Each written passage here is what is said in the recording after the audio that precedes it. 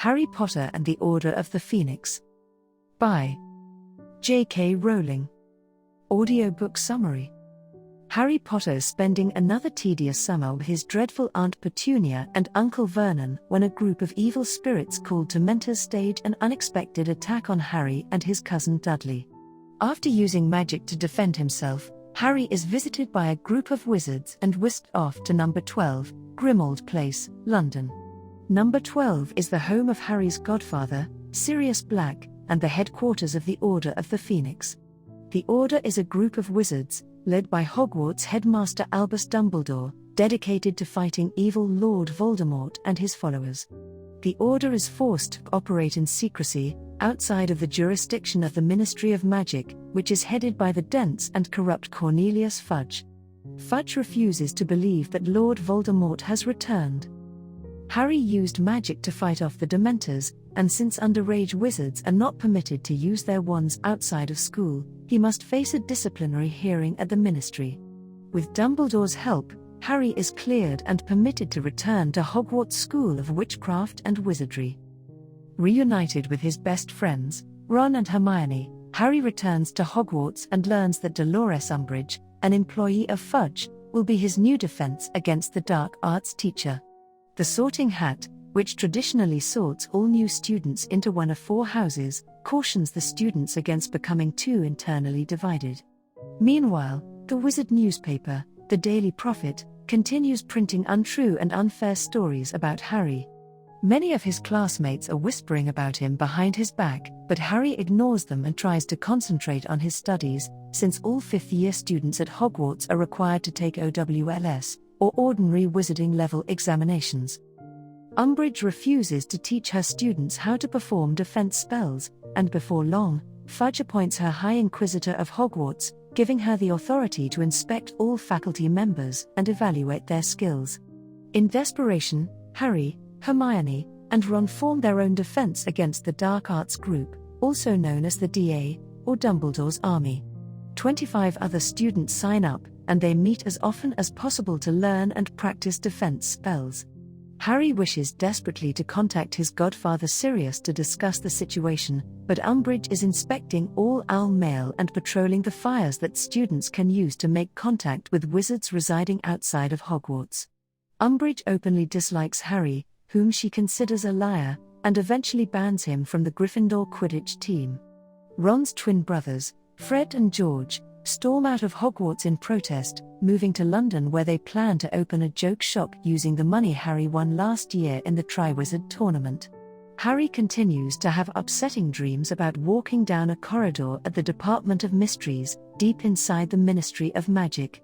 At the end of the corridor, Harry goes through several doors and enters a room full of dusty glass spheres.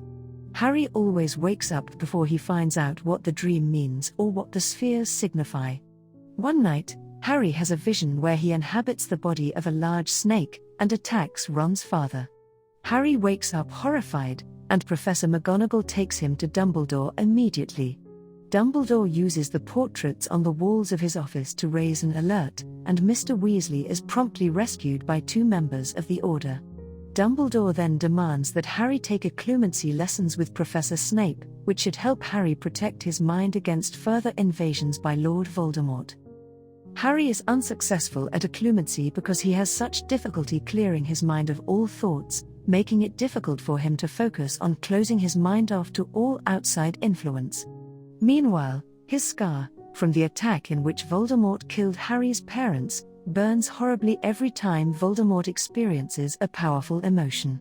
The DA continues to meet regularly, and Harry's peers show great improvement until they are caught by Umbridge. Dumbledore takes full responsibility for the group and resigns as headmaster. Umbridge takes over his position. The students begin taking their OWL exams, and Harry has another vision, this time about Sirius being held captive and tortured by Voldemort. Horrified, Harry becomes determined to save him. Hermione warns Harry that Voldemort may be deliberately trying to lure Harry to the Department of Mysteries, but Harry is too concerned about Sirius to take any chances. Harry sneaks into Umbridge's office, and, using her fireplace, transports himself to 12 Grimmauld Place to look for Sirius. Creature, the Black House Elf, tells Harry that Sirius is at the Ministry of Magic. Harry returns to Hogwarts to find that he and his friends have been caught in Umbridge's office. Hermione and Harry convince Umbridge to follow them into the forest, where they claim to be hiding a weapon for Dumbledore. Once in the forest, centaurs carry Umbridge away. Harry and his friends climb aboard flying horses called Thestrals and speed off to the Ministry. Once they arrive, Harry cannot find Sirius and realizes that Hermione was right. Harry also sees that one of the glass spheres has his name on it, as well as Voldemort's. Harry grabs the sphere, and Death Eaters surround to attack, demanding that Harry hand over the prophecy. Employing all of their defense skills, Harry, Ron, Hermione, Ginny, Luna, and Neville have moderate success fighting the Death Eaters, but they are ultimately helped enormously by the arrival of several members of the Order. In the midst of the fight, Harry drops the glass sphere, and it shatters. Meanwhile, Sirius's own cousin, Death Eater Bellatrix Lestrange, kills Sirius. Harry is devastated. Dumbledore appears and corrals the Death Eaters. Voldemort and Lestrange escape, just as Fudge shows up. Dumbledore sends Harry back to school, where he explains how the sphere was a prophecy, which stated that Harry has a power that Voldemort does not know about. Dumbledore explains that this power is love. The prophecy goes on to claim that Harry will either destroy Voldemort or be destroyed by him. Dumbledore takes this opportunity to tell Harry why he must spend his summers with the Dursleys in Little Whinging. Because Harry's mother died to save him, he is blessed with her love, a blessing that can be sealed only by blood. Harry's Aunt Petunia, his mother's sister, makes that bond complete by taking Harry into her home. As long as he still calls Little Whinging home, Harry is safe. With this news, Harry returns to his aunt and uncle's house for one more miserable summer.